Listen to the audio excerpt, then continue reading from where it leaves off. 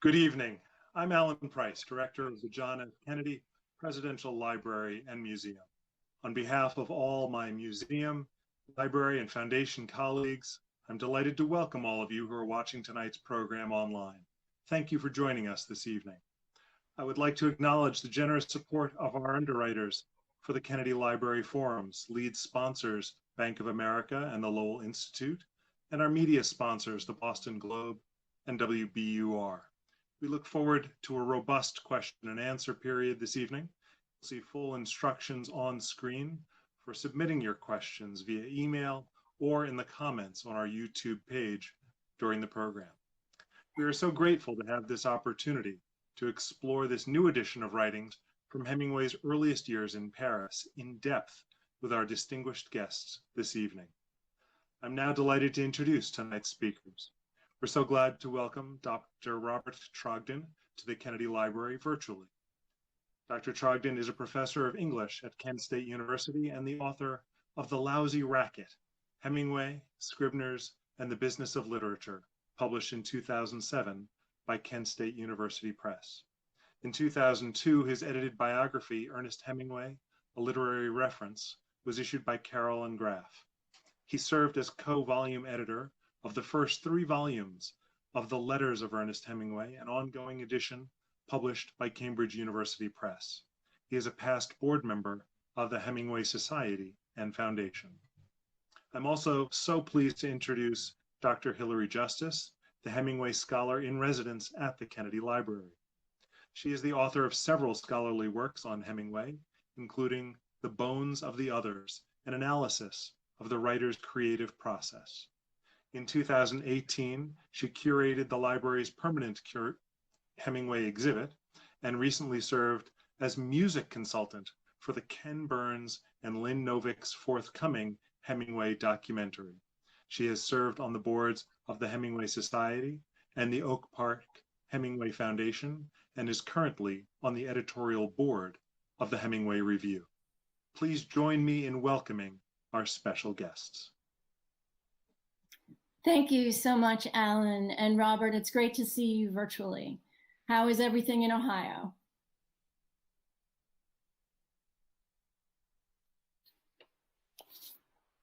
One second, Robert. I am unable to hear you, and I don't know if that's just me. Try again.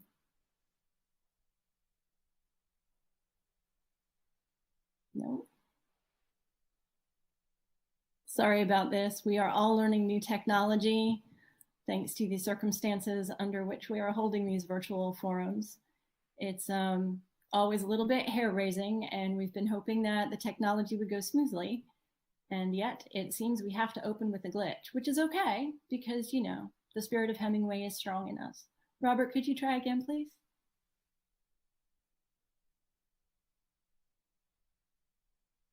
No, at this point, I think I need to ask for some technical assistance.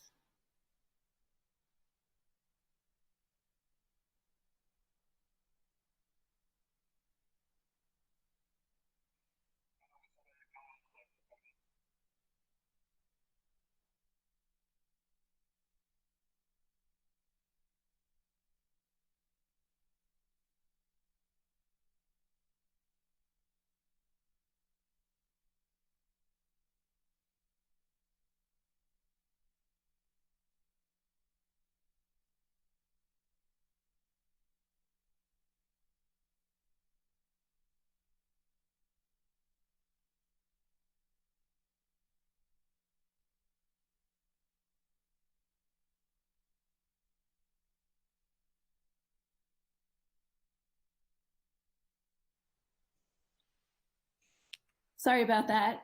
We got everything fixed. Robert, welcome. It's great to see you. And again, I will ask you how everything is going in Ohio. Everything is going very well. Very, very nice to be here. Fantastic.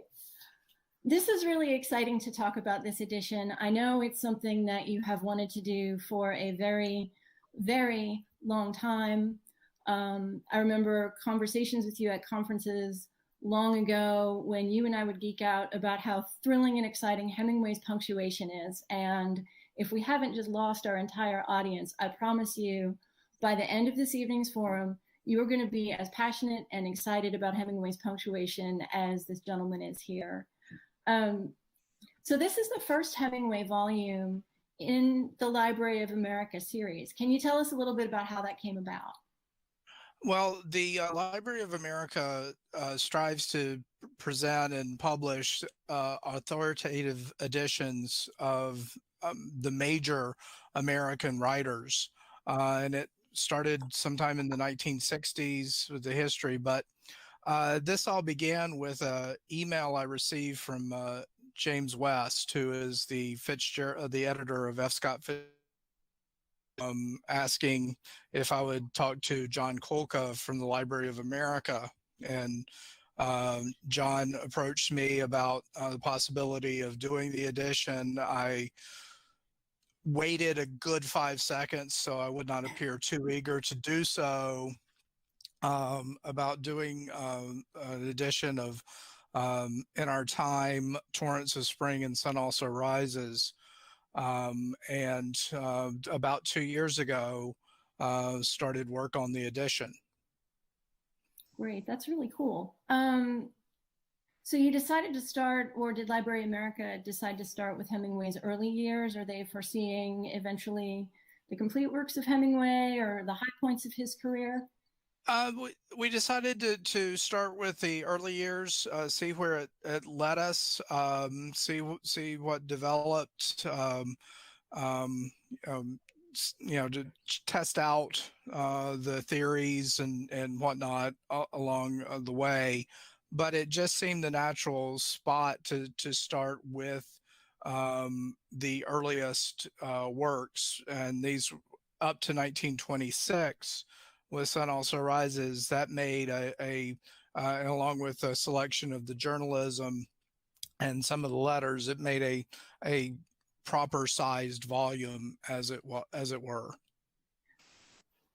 So what made you decide to start this particular volume in 1918? It's collected from 1918 to 26. Hemingway's first publication was what, 22? Was that his first literary publication?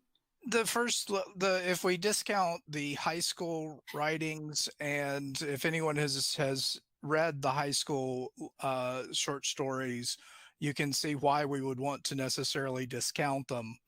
But I wanted to go back to 1918 so that we could get Hemingway's letters about the First World War and his experiences in the First World War, because that is really the seminal experience for Hemingway as an adult and shapes so much of his writing on up in through the 1930s. So Hemingway, for those of you who don't know, could not get into the U.S. Army, could not get into the Navy or any military service because his eyes were bad, and ended up getting into the American Red Cross as an ambulance driver, and had the misfortune of being in the wrong place at the wrong time and was blown up by an Austrian trench mortar, which necessitated his hospitalization in Milan, where he met a very lovely American nurse named Agnes von Korowski.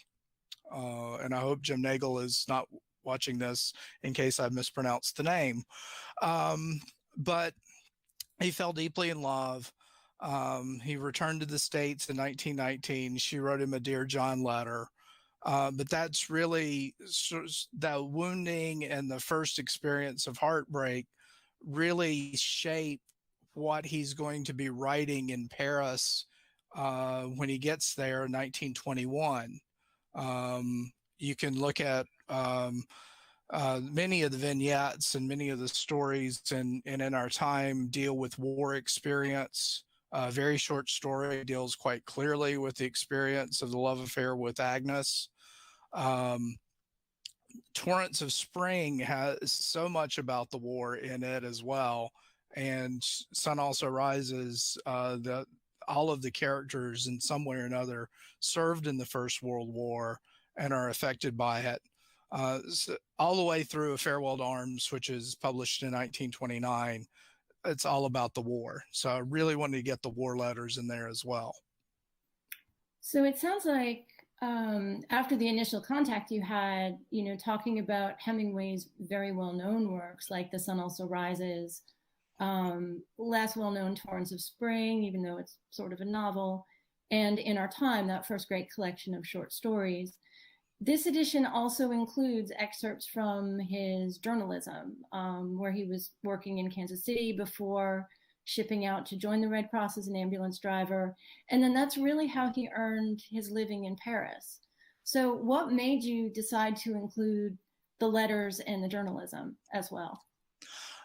Both the letters and the journalism illuminate the fiction in important ways, sometimes showing the initial source of a vignette or a story or novel, illustrating the love of bullfighting that Hemingway developed in 1923 on in through 1925, going to Pamplona every year. And so his initial reactions to bullfighting were important.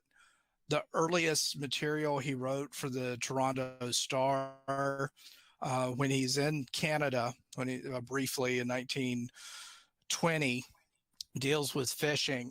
And so you get these wonderful passages about in the newspaper about telling people how to catch grasshoppers.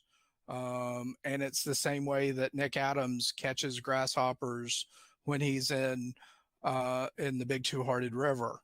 The story from In Our Time. The story from In Our Time, the concluding story in Our Time, and a story that many people would argue might be his absolute best short story. I could make that argument as well. Yeah, I think so, especially choosing something that long and that profound and that quiet to end the volume. Well, let's set the scene a little bit. All right, so we've got a very young Hemingway in these years. He's still a teenager when he's writing the first texts that appear in your edition. And he's worked as a journalist. He's done his ambulance driver stint. He's gotten wounded, fallen in love with Agnes, who was how many years older than he was? Was it like 4 to 6? I need to refamiliarize, but it's quite a gap. So she's a professional, she's a nurse, she's well educated, and here is this just adventuresome, adorable kid who's got a lot of ambition. He's been wounded. They fall really hard for each other. They agree to get married. He goes home. She writes him that, dear John, or, dear Ernie kid, so sorry, but this isn't going to work. From the perspective of a more mature person who's had time to sort of chill and cool down. And then I'm sure there were tantrums and depressing moments, because we see that happen in some of those Nick Adams stories where Nick sort of turns inward and gets a little bit darker. And then he kind of picks himself up, and then he meets a new wife, and Hadley Richardson, and everyone in literary Chicago is telling them, go to Paris. I imagine they hesitated for about as long as you did, that 5 seconds, before they decided to move to Paris. So he gets to Paris, and tell us a little bit about Paris. Who were the main literary players? Who did he know? Who did he meet? Well, before he gets to Paris, Chicago is a bit of a literary hotbed as well.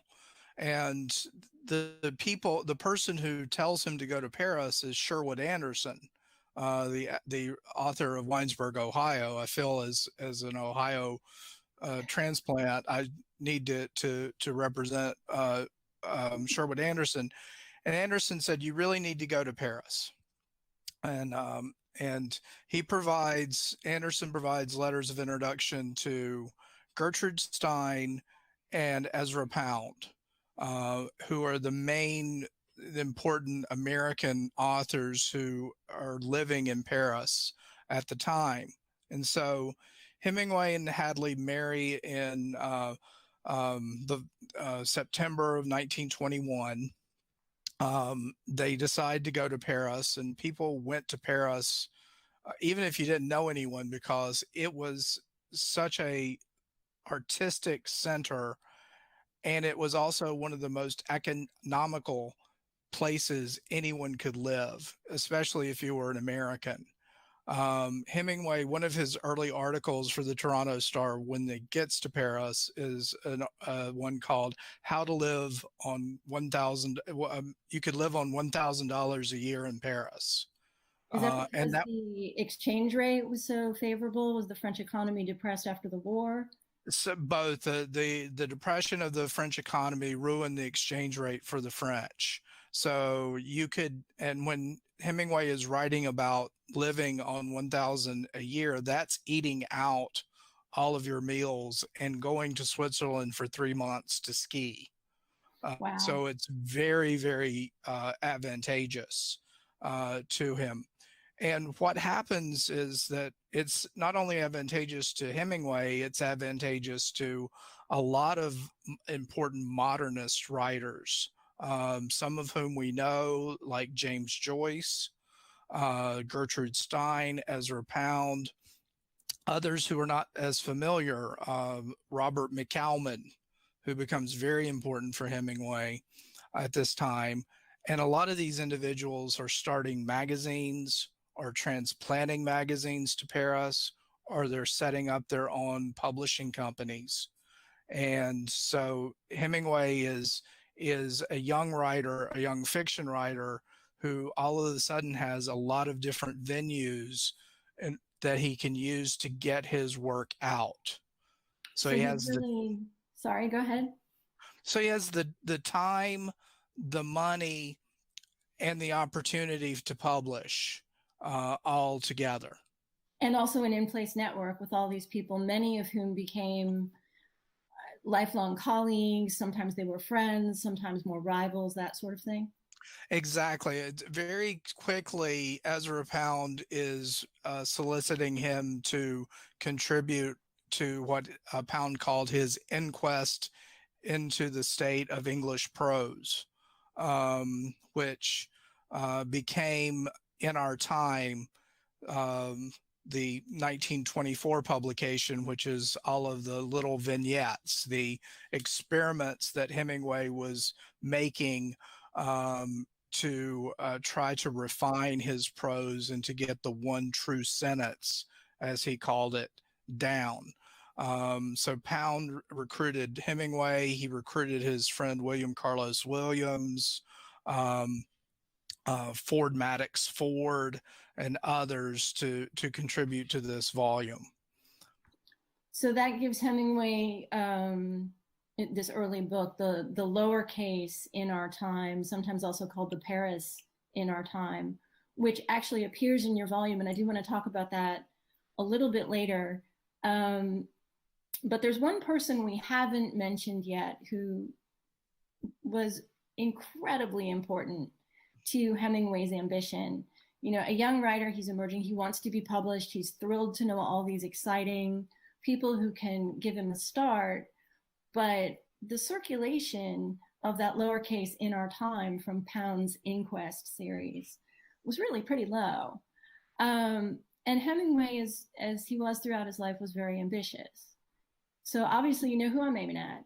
He wants to be published in New York City. He wants to be known in the United States, because this is not a young man. This is not a personality who's going to stay invisible for long. So when did he meet F. Scott Fitzgerald? He met F. Scott Fitzgerald in the spring of 1925. But the important thing about this is that in this fall of 1924, Fitzgerald had already seen the Paris in our time. He had already gotten a copy of it before he had met Hemingway, and Fitzgerald, and this is before Fitzgerald had published The Great Gatsby. So Fitzgerald has got 2 novels and a bunch of short stories, but he writes his editor in New York a very short note that you should contact this writer here in Paris named Ernest Hemingway. And of course, Fitzgerald invariably misspells Hemingway's name. as he is wont to do. He's basically, he is the real deal. And the editor that Fitzgerald sent it to was Maxwell Perkins, the great editor at Charles Scribner Sons, who not championed and the work of F. Scott Fitzgerald, but also Thomas Wolfe, Marjorie Kennan Rawlings, any number of other writers. And so Fitzgerald is sort of like the talent scout, or the unofficial talent scout for Charles Scribner Sons, and points Perkins to Hemingway. But because of the vagaries of transatlantic mail, Perkins' letter is returned a couple of times to him and can't find Hemingway, and Hemingway has already signed a contract with another American news for his first.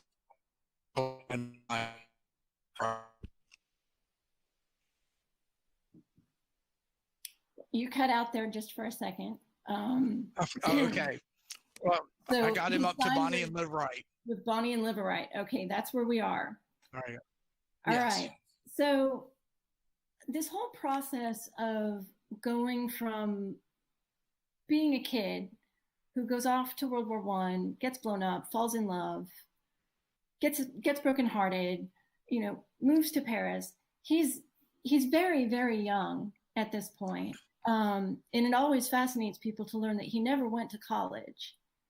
So he's making this career out of guts and talent and charm and connection. And when he finally gets that synergy with Max Perkins, which is the publisher, who was editor at the publisher where Hemingway stayed his entire life, that's really when we start to see, what we might call the mature Hemingway. One of the things I love about your edition is it also shows us the Hemingway who's not quite polished yet, the Hemingway who's sort of trying on modernism to see if it fits in those vignettes. Is he going to be a high modernist like Joyce, or is he going to come out of the American vernacular? So at this point, what I'd like to do is press pause on Ernest Hemingway for a second and just ask you what may seem like an incredibly obvious question to you. Max Perkins was Hemingway's editor. What is the difference between the kind of editing that Max Perkins would do, or Ezra Pound would do on Hemingway's writing, and the kind of editing that you do?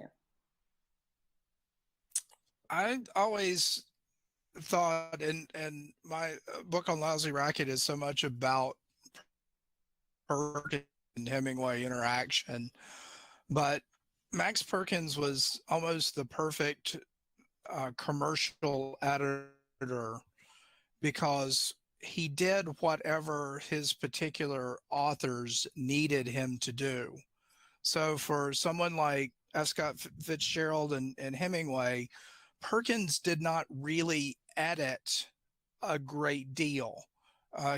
There was other individuals at the firm who dealt with copy editing issues. Perkins never was like down in the weeds about commas or things of that nature.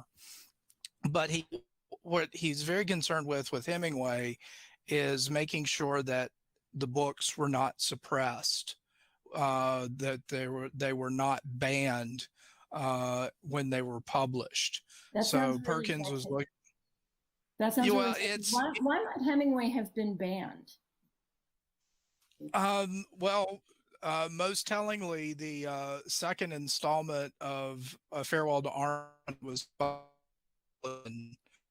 in June of 1929, and Detroit banned To Have and Have Not when it was published in 1937. So these are all very local ordinances that ban them. But we have to remember that there were very strict rules about obscenity at the time, not only in the United States, but also in Britain and Ireland. And quite famously, James Joyce's Ulysses was banned in the United States for 12 years after it was published in Paris in 1922. And it was subsequently, it was much later that it was the ban was lifted in Boston. I mean, in Britain and Ireland. So Hemingway always wanted to write as accurately and reflect the language that people actually used as much as he could. And a lot of that meant dealing with or using obscene language. One of my favorite stories about Hemingway is that when he could not use certain words in A Farewell to Arms, and they were rendered as dashes. And when he would inscribe a copy of a book for someone like Farewell to Arms, he would fill in the dashes. He would write those in.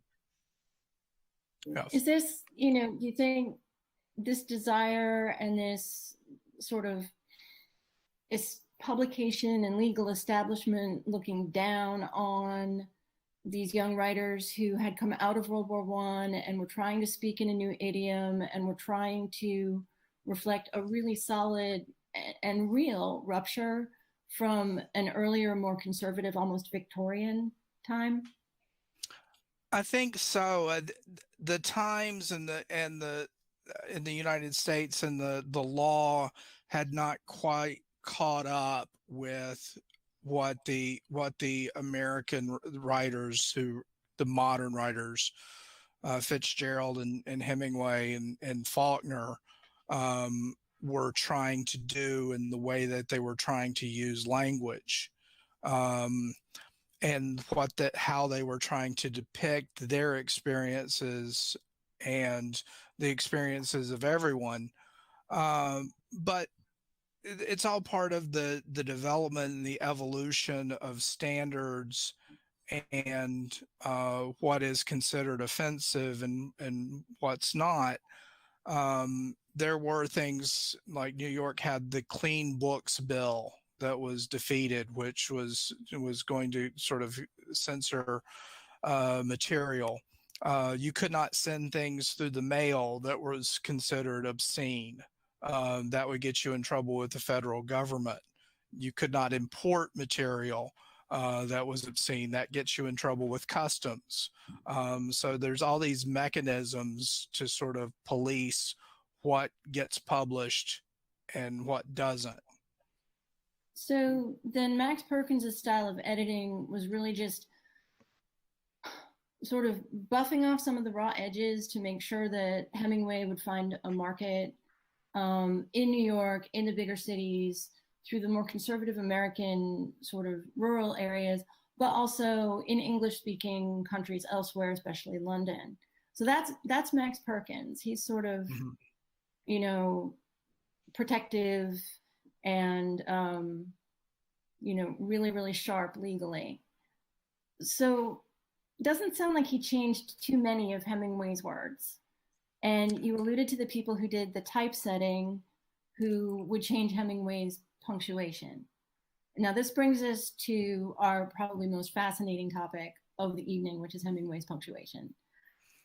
Tell us how you, as a textual scholar, encounter so many different versions of Hemingway. Like, let's start off with Hemingway gets an idea, and maybe he gets the idea reading Agnes's letter, or maybe he gets an idea when he's writing to F. Scott Fitzgerald, and then it might become journalism, it might become a vignette, it might become something. And so he grabs a pencil and he goes to a cafe and he sits down and he starts to write. Can you track the papers that get created from that idea to the first edition? I can do it. Every individual story is different because it's, in some instances, we have a lot of manuscript or holograph pre-publication material. So that would do it handwritten stuff. Handwritten or typewritten. And Hemingway at this period, later on in the 50s, he can compose the first draft on the typewriter. But early on, and he can write a newspaper story on the typewriter. Most newspaper reporters can, especially when they were working under a deadline. But Hemingway always starts with a holograph with the pencil and paper. I think the easiest way to illustrate this is with Sun Also Rises, because in a lot of ways that is the simplest transmission of the text that we can have. So Hemingway writes The Sun Also Rises in about 2 months in the summer of 1925. He writes it in these French notebooks, like these school notebooks, and they're all at the Kennedy Library. I hope they're still at the Kennedy Library. They are. And so he's got them, but he can't edit them. To rewrite, he types. So he takes the holograph and then he types these out. And you can tell a Hemingway typescript from a typescript that someone else has done for him, because there's always a space between the last word of a sentence and the period. It's this very idiosyncratic way that he does things. We know for Sun Also Rises that there's probably a couple of typescripts that he made after the holograph. They're missing. They have not been located. But when he's getting ready to send it to his publisher, he takes this typescript to a professional typist somewhere in Paris. They prepare a typescript for him, and he sends that to New York. That typescript is at the University of Virginia now. Hemingway's first bibliographer, that collection. And so that is all set. Then Charles Scribner's Sons sends it to, they go through it. Max Perkins reads it. He makes notes about things that he wants changed, and we'll talk about that in just a second. But they set it up in something called a galley press, and this is called galley proofs. And this is what. Go ahead. These are very long sheets, and with very generous margins on the side for an author or someone else to make revisions and to indicate what revisions are to be made. And so they ship those off to Hemingway in France, in the south of France. He gets it. He's working them over. F. Scott Fitzgerald is next door. He reads them over. He says the beginning is really crap. And Hemingway says, I'm going to cut the first 3 galleys, and we're going to start with Robert Cohen was middleweight boxing champion of Princeton, because I think he just did not know how to rewrite the opening that he had, and he thought that was the simplest solution.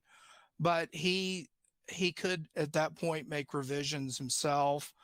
He does. He goes through what Max Perkins wants him to do. For the most part, he accepts all of the changes that Perkins wants him to make, ships it back to New York, and then they could send him another set of proofs called page proofs. There's no indication that they did, and then the book gets published.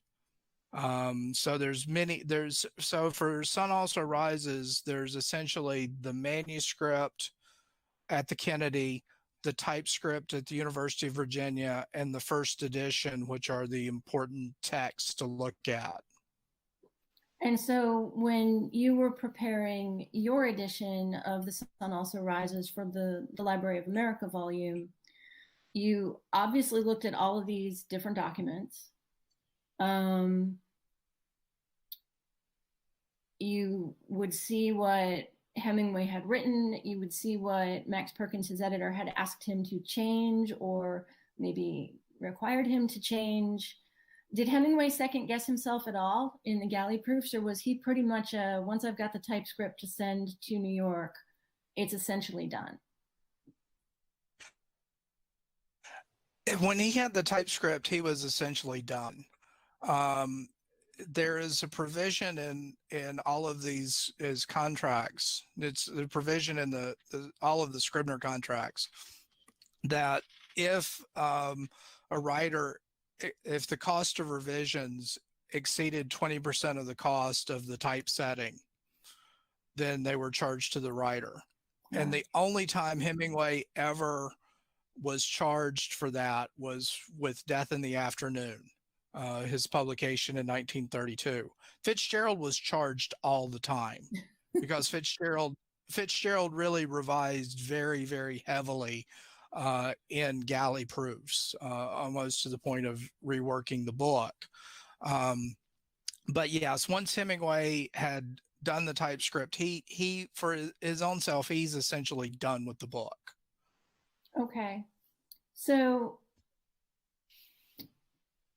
this might sound like a hostile question, but I absolutely promise it isn't. Why do we need another edition of The Sun Also Rises? What did you find in your work with these different versions of the texts that suggested to you, no, there's really work to be done here. There are problems that I can solve, or maybe the audience is different now. What's really the motivation for doing a new edition? The one thing is, in the Library of America, the copy text, or base text for everything, is the first American edition of In Our Time, Torrance Spring and Sun Also Rises. But in the midst of that, some of the changes that Perkins wanted him to make were really for not for obscenity so much, but for protection from libel. Talking about real people in fiction. Talking about real people too closely to talking about real people, or propriety. And so in one instance, in chapter 3 of Sun Also Rises, when Jake, the first time you see Brett Ashley in the story, and Jake is at the Ball Musée at the dance club, a young man comes up who in the first edition is Robert Prentice, except that it's it's Roger Prescott.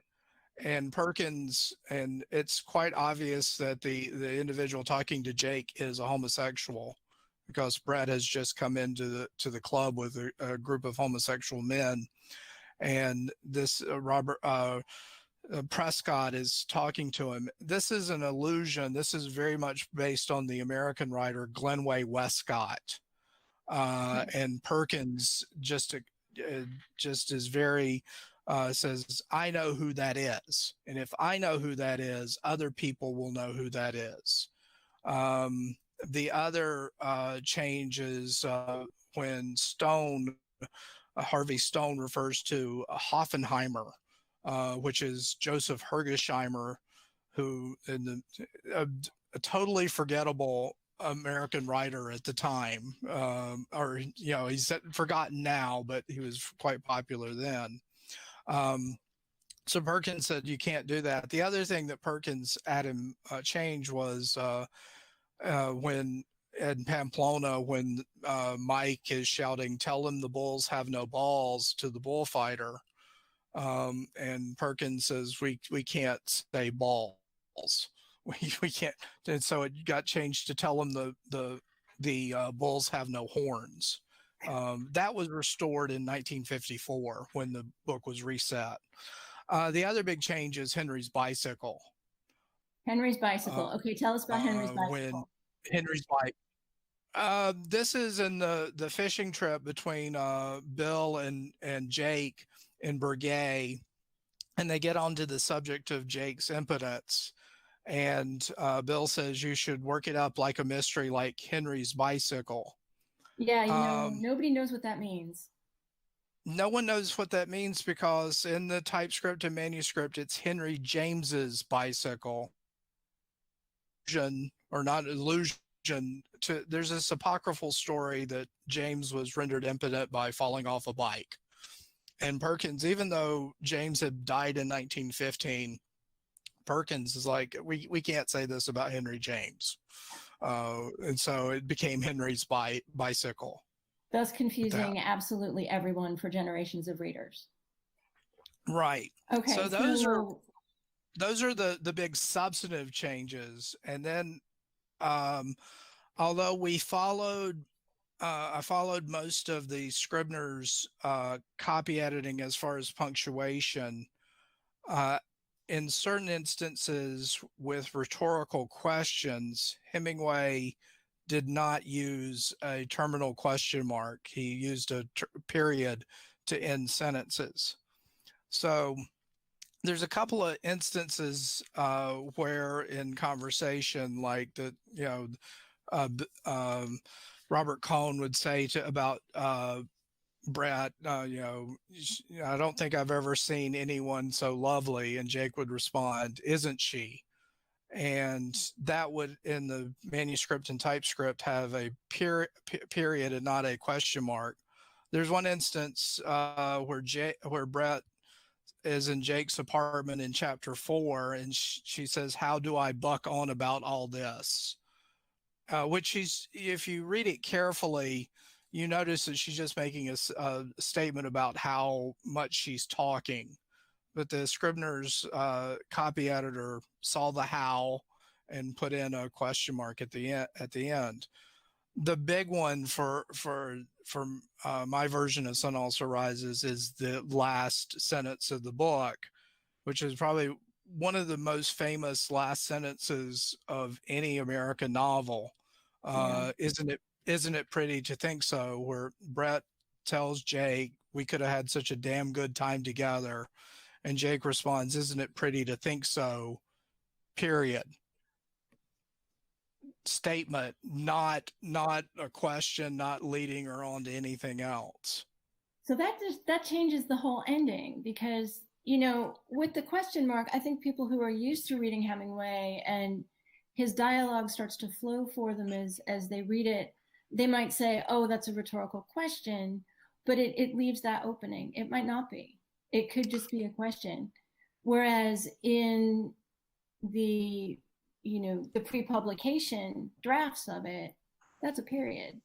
That closes it. That forecloses the future for these two characters. I mean, we've kind of known that all along anyway, but that tension between them is one of the lovely things that drives that novel. And so your edition actually restores how Hemingway wanted it to be initially. Yes. The thing about the punctuation is that you have to think of Hemingway's punctuation and Fitzgerald's punctuation and Faulkner, any writer, they're not really learning what we call the logical system of punctuation. They're using a rhetorical series of punctuation. And I got any number of guides to grammar and punctuation from the 19-teens and 1920s and poring over the rules that were established. And this was a rule that in many of them was rhetorical questions do not take a period, do not take a question mark, they take a period. So. And yet the copy editors just think, because they're not really reading it, right? They have to move fairly quickly. Or is it the typesetters maybe going so quickly? It's hard to tell. It's really hard to tell at that stage where things get put in. Because we don't have the galley proofs and we don't have the page proofs for Sun Also Rises, we don't know at what stage. In a later book, in Men Without Women, the story Now I Lay Me, which is the concluding story in that collection, there's a line, "Was the letter you got today," and there's an M dash from her. And I don't know how many M dashes I've ever seen Hemingway use in manuscripts. And it never bothered me until Kennedy once and saw the typescript and manuscripts, and it's like, there's no M dash here.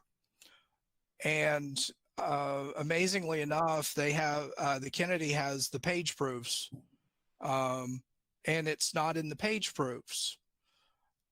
And the really amazing thing is the Kennedy has a set of foundry proofs, which is What are those? this is the last stage that the press would pull just to make sure everything is okay. They don't go out of the building, they don't go to the editor, they don't go to the author. It's just for the printing establishment. Amazingly enough, though, the set of foundry proofs is at the Kennedy for Men Without Women, and the the dash is in there. And it took me a while to figure out why, and I finally figured out that trying to avoid an orphan at the top of the next page, and the orphan would have been just a single word on a line, worms.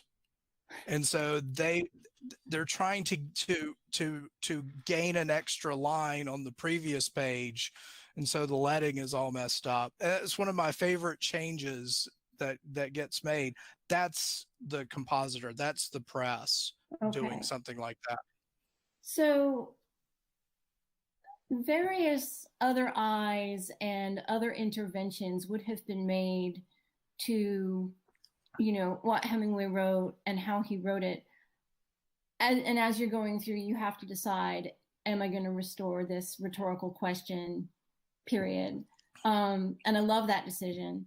And I think we got to let Taylor Swift know about that decision. Because her new song sort of alludes to that line. I think she actually has said publicly that her song Invisible String, that's a deliberate allusion to The Sun Also Rises. So it's not like this is an unimportant Hemingway sentence, even in contemporary American culture. Let's take a few minutes and talk about some of the pieces that you included in the collection that readers might be very, very less familiar with.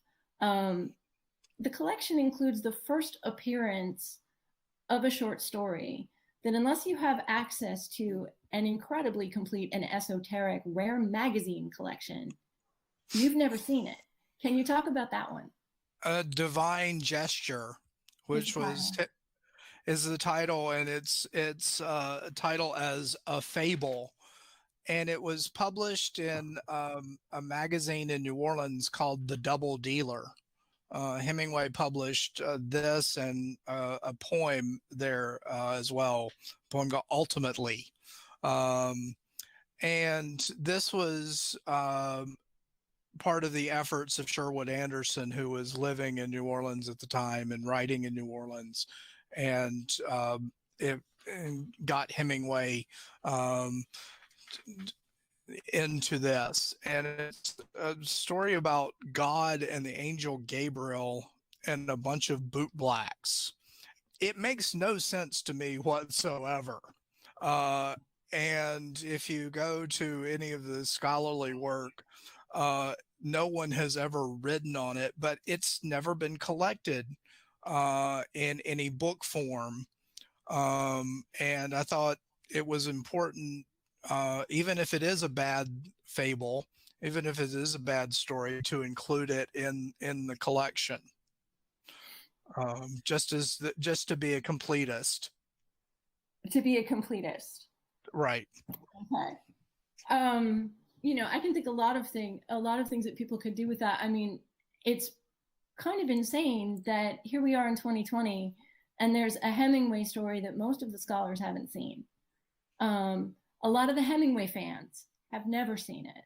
And so, you know, that's this little gem, even though, you know, you say it's a fable, it's definitely not Hemingway's usual topic.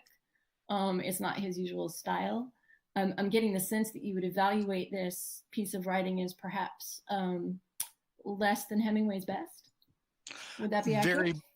That would be entirely accurate. I mean, the thing is that Hemingway is my favorite writer and the individual that I have spent most of my life working on, professional life working on. But yeah, it is not a good story, and by any stretch of the imagination.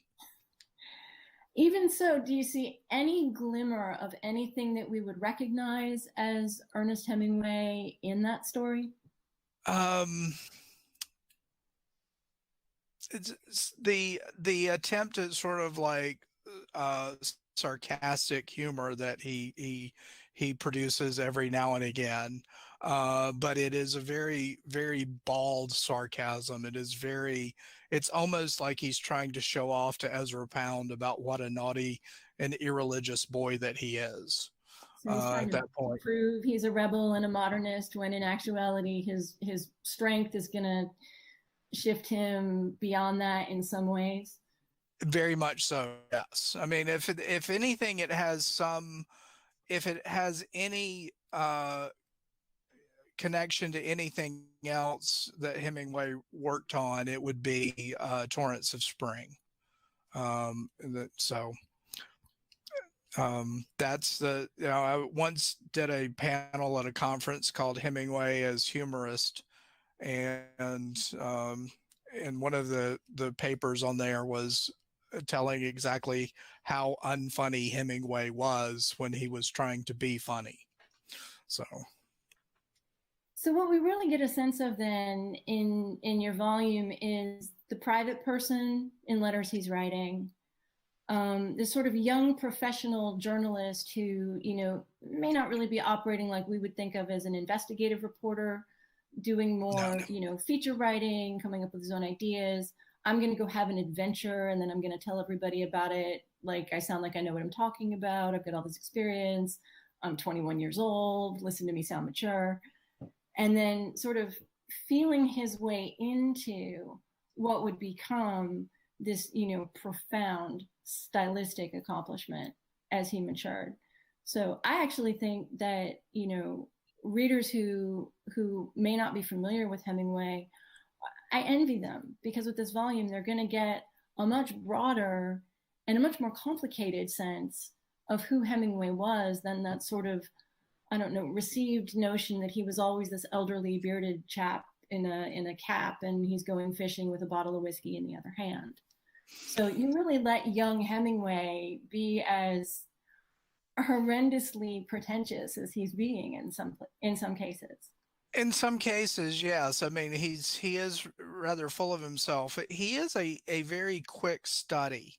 He is a very you mentioned that he didn't go to college. I don't think he really needed to go to college because he was a voracious reader and seemed to remember at all times what he had read and how it was constructed and all of those elements. And the thing about it is that he's writing by writing. He every experience that he has from 1917, or even in high school, and then 1917 when he works for the Kansas City Star and the Toronto Star. I mean, he comes back from the war and he's writing stories that he's sending to Saturday Evening Post and Adventure Magazine, and they're sending them back, with a self-addressed stamped envelope and, not suited for our needs. No. And so part of, the crafting of style is developing the style through the writing and through as much writing as he possibly can do. And by the time 1922, he's got a handful of stories. He's working on a novel as well, and he's working on some poetry, and he loses it all. He loses it all with the exception of a couple of short stories that happen to be out circulating for publication. The story is that Hadley in late November of 1922 is going to join him in Switzerland, where he's covering the Lausanne Peace Conference for the end of the Greco-Turkish War. And so she gathers up all of his manuscripts in a suitcase. They get stolen in the train station, and it becomes a big moment for Hemingway. He writes about it in A Movable Feast and other things, but he has to start over again. is the upswing of that. And but he has the basis for what he's going to be doing. He knows what he's going to be doing after that. My Hemingway professor, Paul Smith, would always say that the loss of those manuscripts and the loss of that early writing where he was still figuring out was probably the best thing that ever happened to Hemingway as a writer. The things that My Old Man was the major story that was and Up in Michigan were the two stories that were kind of saved. And My Old Man, it's a good story. It's a very good Sherwood Anderson story, because but not a very good Ernest Hemingway story.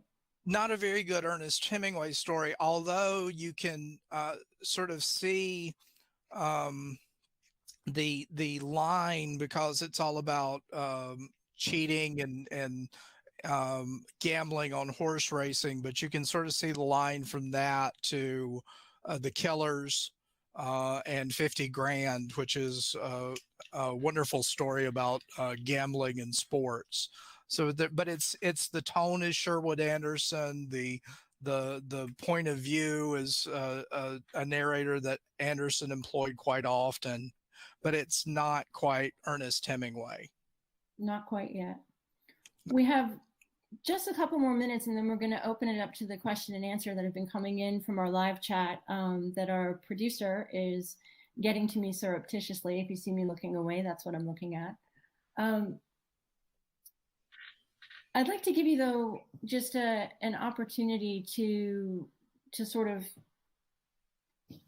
wrap it all up. It really sounds like your work has been to give people more Hemingway than they've really ever had before. Some of it is more insight into personal matters. Some of it is his professional writing as a journalist. But it sounds to me like the changes that you've made have been fairly slight, restoring Henry James or a question mark to a period. So would you say that it's accurate that this edition gives you a Hemingway that's closer to the words as he thought them, and maybe in ways that readers won't necessarily understand consciously, but they'll nonetheless feel it in some kind of subtle way? Would you say that's a fair assessment? I would hope so. Hemingway talked about the writing stories and writing novels, and that the reader feeling certain things when he or she read the work. And I started my professional work and looking at Hemingway's Green Hills of Africa as a master's student. And this is really where I started looking at manuscripts, because the manuscript for Green Hills of Africa is also at the University of Virginia, and I was down in North Carolina, and could easily travel up to Charlottesville. But Hemingway in that book talks about reading a work and feeling like you have lived the experience, feeling like if you read the work and if the writer is good enough, you feel like you've been to Africa, that you've been to Paris, that you've experienced these things. And I have to be honest with you, I've been trying to figure out how he does that since 1989, and how he gets that effect. I think that anything that sort of removes the mediation, removes the one level between the writer, what the writer wrote, and the reader is much better. I don't care about offending Henry James myself. Henry James is a memory now, and when I teach the novel, you always have to stop and explain, this is supposed to be Henry James. Explain the story to your students. This is just, if you don't have to stop and puzzle over things of that nature, I think it helps a great deal. Very cool. One last quick question, then I'm going to turn it over to the questions coming in from the audience. You've got just about every genre in there, from fable to letter to journalism to vignette to collection of short stories to novel to satire. With Hemingway, it's always about the thing left out, that famous Hemingway line. You left out the poetry, Dr. Yes. Trogdon, and I gotta ask, even though I know, why did you leave out the poetry? I kind of went back and forth in my own head about this, and part of it is the fact that after 3 stories and 10 poems, after his 1923 publication, which 2 of the stories were incorporated in Our Time, and then the last one, Up in Michigan, was not printed in America until 1938. But there's also 10 poems in there, and Hemingway is not a good poet. He's just not. I think the poetry that Hemingway gets, and the poetry that's really good, is the In Our Time vignettes. That's really where he is good as a poet. But maybe down, there's 88 poems published, and it's just, part of me is just like, I don't necessarily know about printing these poems and looking at them. And the other thing about that is that there's not really the typical textual transmission that there were for the others. I mean, you would be dealing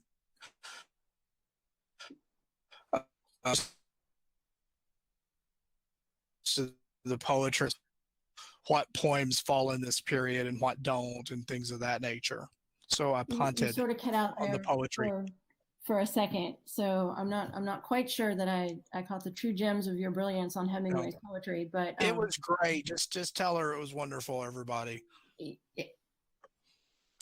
Absolutely. All right, so at this point, I'd like to encourage you, if you're watching, to please do submit your questions via whichever internet means you're using, and our producer will get them to me. We have had a question, a general one, about why is the John F. Kennedy Library doing a Hemingway forum? So Robert, you can take a second and have a drink of water, and I'll address that one. It has to do with the fact that Hemingway never went to college, and thus when it came time for his widow to figure out where to preserve his papers, it wasn't like an F. Scott Fitzgerald situation where it was, Princeton University Library was the obvious place. And so Hemingway's widow, Mary, offered them to President Kennedy's widow, Jacqueline Kennedy, because she knew that Mrs. Kennedy was putting together her husband's presidential library. And so Mary Hemingway wrote to Mrs. Kennedy offering them. And Mrs. Kennedy was tremendously, honored by this. President Kennedy was a big fan of Hemingway's. And so that is how this very unlikely connection happened. It's a tale of 2 widows, basically. All right, so Dr. Trogdon. Question from the audience: which of the works in this edition is your favorite? Probably my favorite is Big Two-Hearted River. It's always the story that I come back to more often. It's the story that I love to teach the most of any of his fiction. And it's also it's one of the hardest stories to teach, because as he pointed out after he wrote it, it's a story where nothing happens except Nick goes fishing, and so there's so much going on in the story. There's so much tension that's told through the prose and the repetition and the short sentences and the catching of the fish, and Nick's reaction to catching the fish, and that's the one that always stands out to me. Great. Let's see what else we have.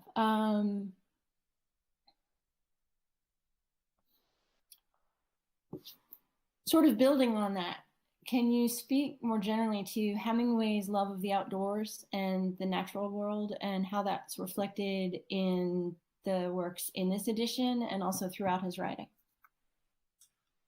Well, much like a lot of people, Hemingway developed his love of the outdoors through his family, particularly his father, Dr. Clarence Hemingway, who led the local Agassiz Club, which was a naturalist club in Oak Park. And Hemingway, he was president, and young Ernest was vice president. But Clarence Hemingway loved to hunt, loved to fish. Very early on, he introduced those activities not only to Ernest, but also to his other children. His daughters also loved to hunt and fish as well. And when Hemingway came back from World War I in 1919, he didn't want to stay in Oak Park with his family. He wanted to get to Michigan, northern Michigan, around Petoskey, a place called Horton's Bay, where the family had a cabin. And that's it gave him a sense of sort of self-reliance. It gave him a sense of freedom. Later in life, it was an escape from all of the visitors in Key West. He could go off on the Gulf Stream out on his boat and get away from all the visiting firemen, as he referred to them, and get away from everything. And there is almost a romantic, I'm talking about in the literary sense, like Wordsworth and Coleridge and Henry David Thoreau, about the restorative nature, the restorative properties of nature, which Hemingway enjoyed, and that stayed with him his whole life. And in this, that part of Sun Also Rises is when Jake and Bill go fishing, because they're away from all of the other pressures of the sun crowd, as it were. In this collection, the In Our Time stories, the end of something about fishing in Pine Lake, Horton's Bay. There's a letter included in this to James Gamble, where he describes fishing in Pine Lake the exact same way that he describes it in the story. And Big Two-Hearted River, obviously. In later works, I mean, it all the way up to the end of his life with The Last Good Country, where Nick flees into the wilderness, almost like Huck Finn, to get away from the civilizing force or get away from the game warden in that case. But he loved the outdoors because I think he needed people, he needed society, but also he needed solitude. He needed some sort of release from sort of the pressure of being around so many people. That segues really neatly into another question we've received. It's a little bit longer. The photographer Yusuf Karsh once commented that Hemingway was the shyest man he ever met. How might we reconcile this reaction with the conventional public image of the more blustery Hemingway persona? And the question continues, was the outer bluster a way of counteracting or overriding, perhaps hiding a more reserved inner self? And then finally, could this all be reflected somehow in his writing style? Multi-parter there.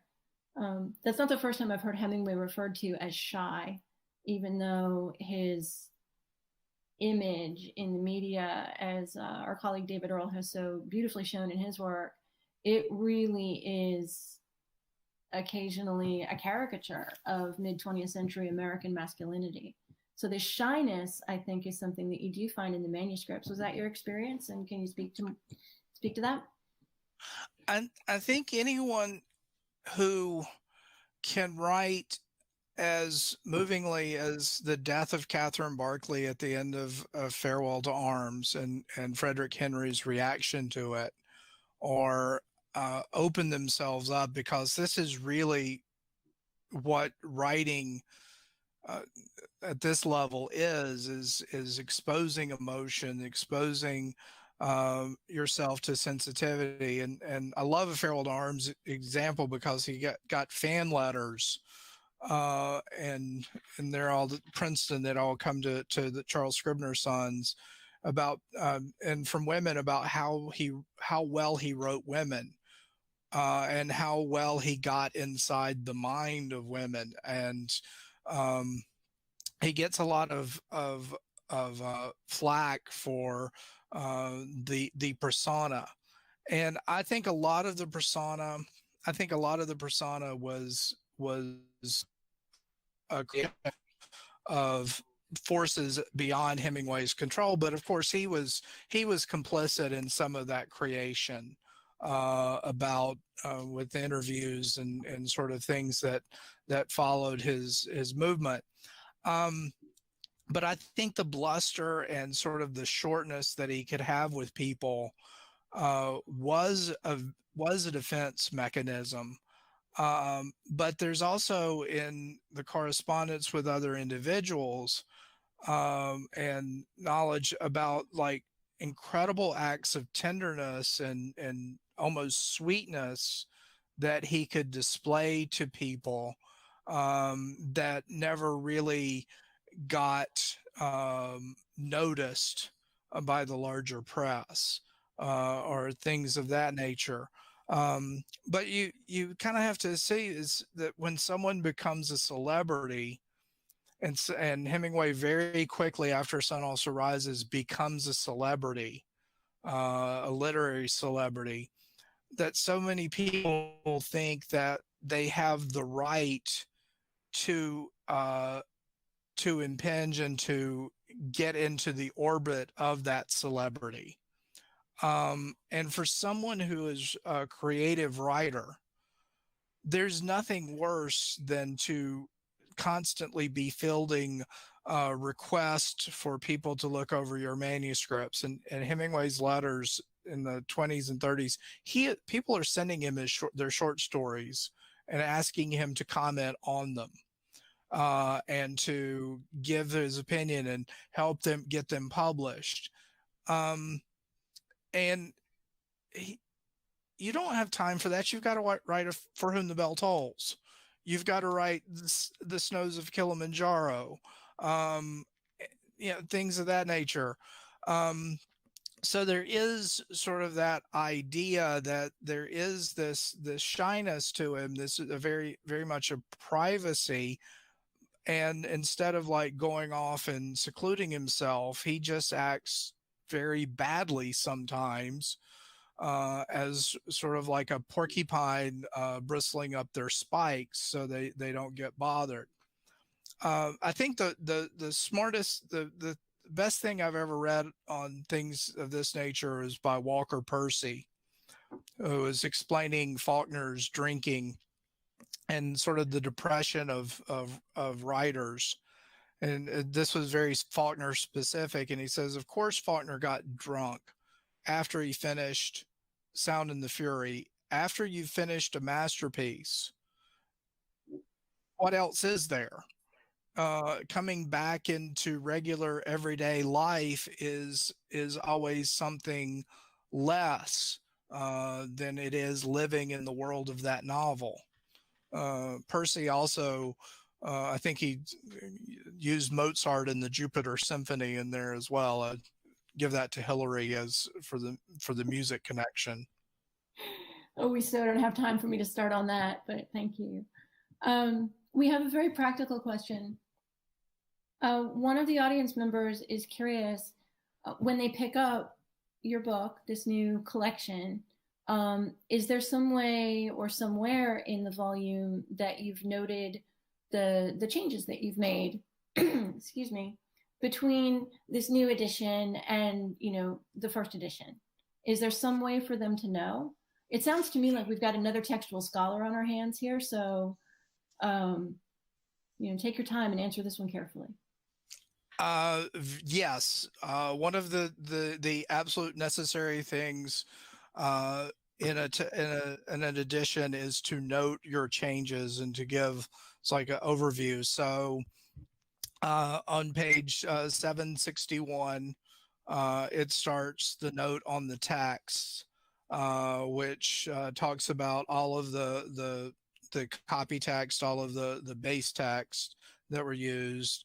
Some of the overall changes, the early Scribner's books all use British spellings for things like, so center will be CENTRE instead of ER. We restored those to Hemingway's preferred American spellings because that's the way they are in the manuscripts, but we didn't note every instance. But the substantive emendations, I feel like Fredson Bowers right now, are listed in the note on the text, which is composed by John Kolka with my input, and a great job he did on that.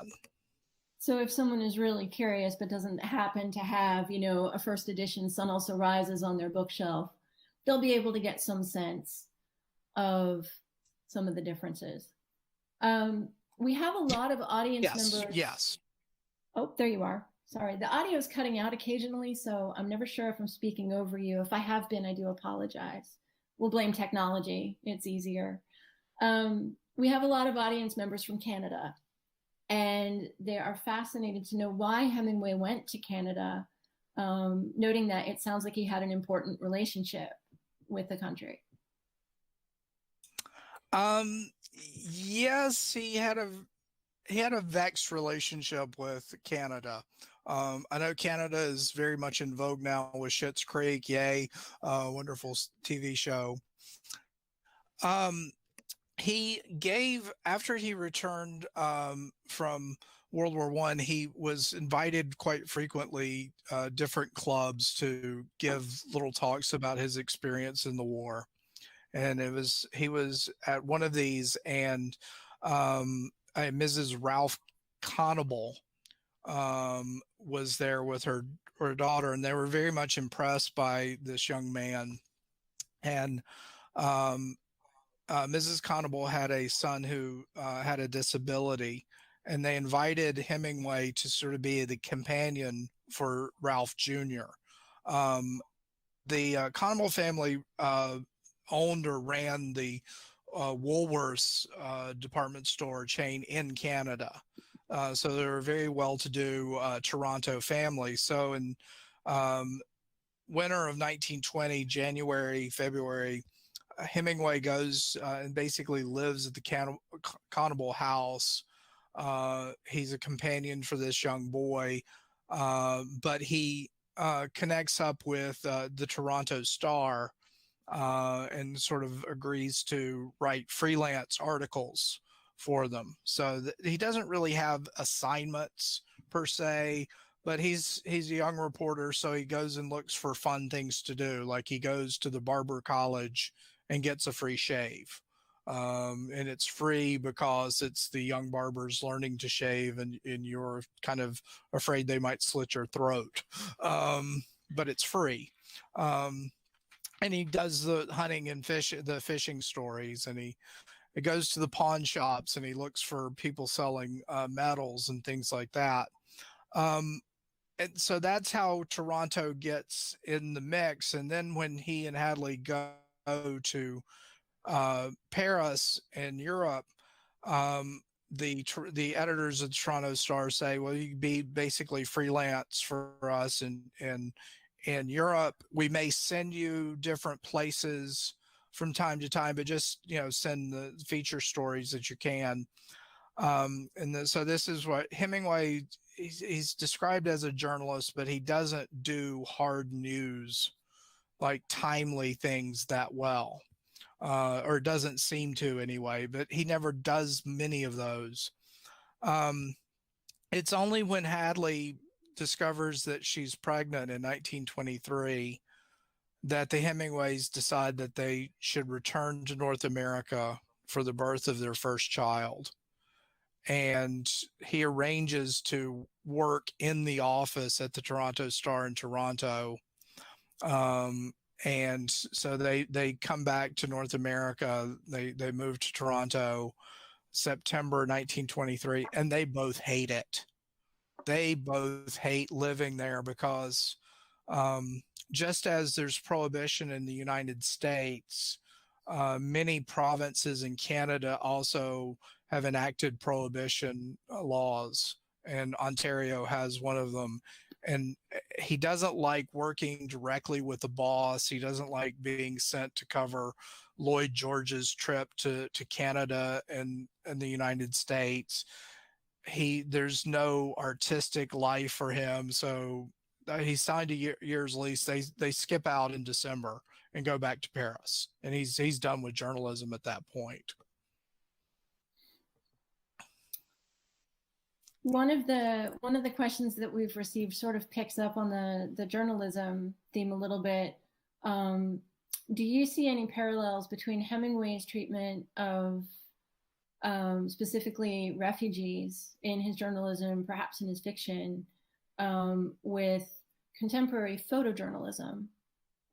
We've all seen some famous, really tragic and heartbreaking photographs of the plight of refugees. It seems like those touched Hemingway's heart as well. And so the questioner would like you to comment a little bit more on that, perhaps. He's very sympathetic, and it really comes in 1922 when he is sent to Turkey to cover the ending of the Greco-Turkish War, and a very complicated political situation. The important thing to remember is that Turkey, the former Ottoman Empire, is taking back the lands that Greece has taken over in the early part of the war. And there's a lot of Greek nationals living in that land, and basically they are sent off. And so when he gets to Constantinople, he writes a couple of articles dealing with the procession of these Greek refugees going out, and he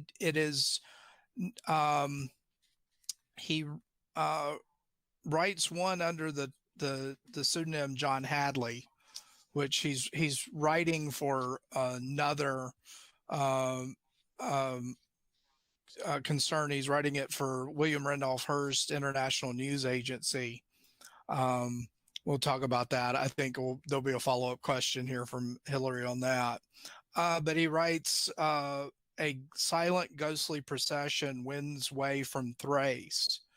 And it's a little over a page in the Library of America edition, but you get the sense here of, with all of the individuals, all of the people with everything they own, and the details about the sewing machines and the mirrors and the chickens. And this is an image that he never gets out of his head. And he brings it up in the vignette, Minarets Struck Up in the Rain out of Andropol, where you get this wonderful image of the people being described as cattle and the Greek cavalry herding them so that they become sort of so dehumanized. And he never forgets this.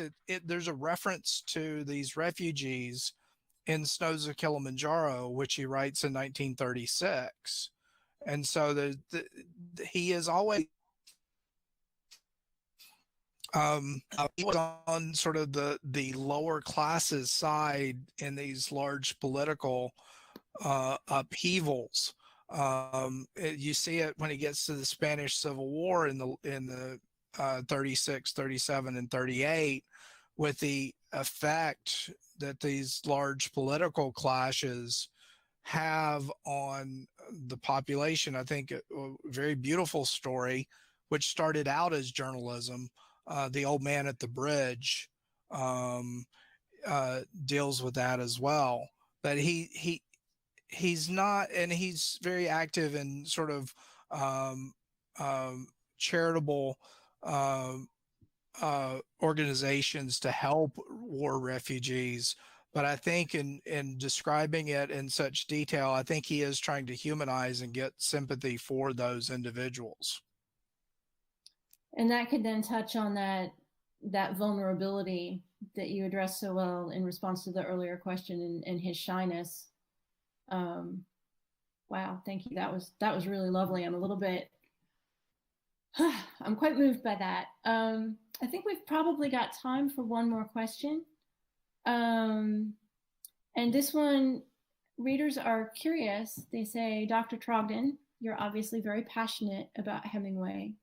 How did it start, and what did you learn during the process of creating this edition that might have been new even to someone who knows Hemingway as well as you do? Wow. Okay.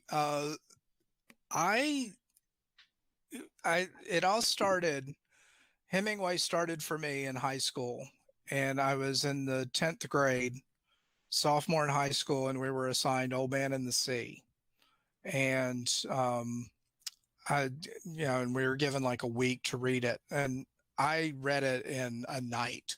I read it, got home, started reading, and it was done. And I was like, this guy is really wonderful. And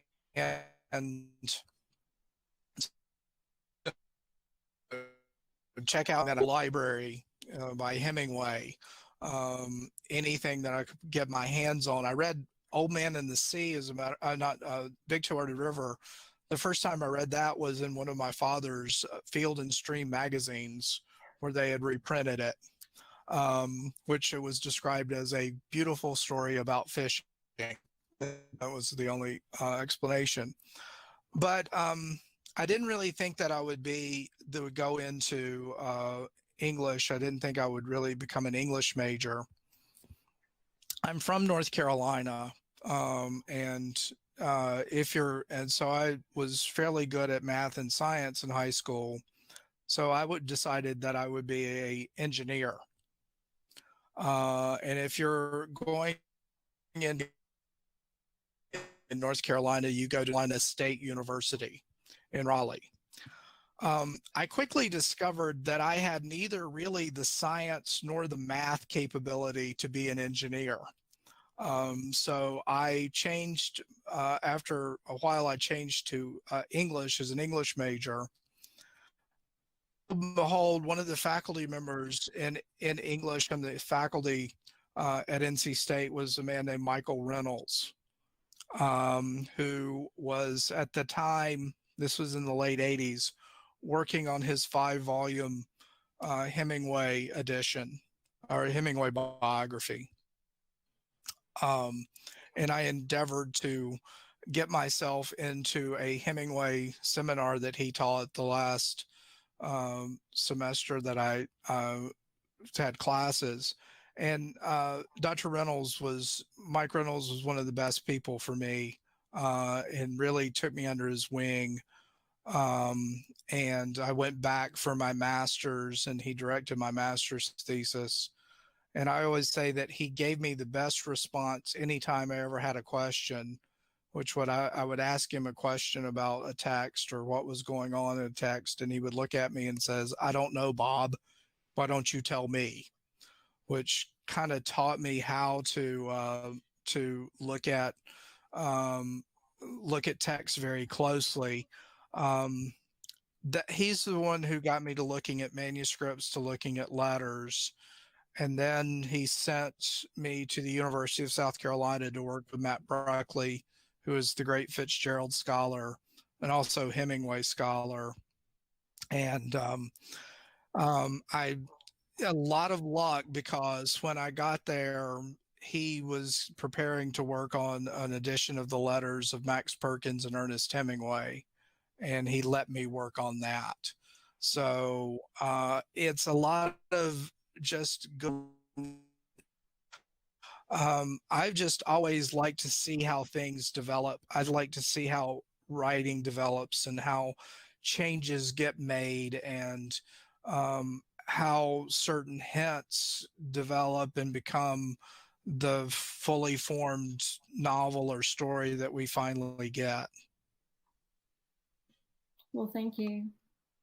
At this point, unfortunately, we have to call it an evening. I would like to invite our audience members to learn more about the work that we're doing with the Ernest Hemingway collection at the JFK Library, or learn how they can support our work by going to www.jfklibrary.org and just search for Hemingway and have a good time with that. Dr. Trogdon, I want to thank you so much for being with us in this strange year to talk about this beautiful and brilliant new edition that I think is really going to open people's eyes to how subtle and complicated and fun young Hemingway particularly was. So thank you so much. And to our audience members, thank you so much for joining us. JFK Library, out. Good night. Thank you.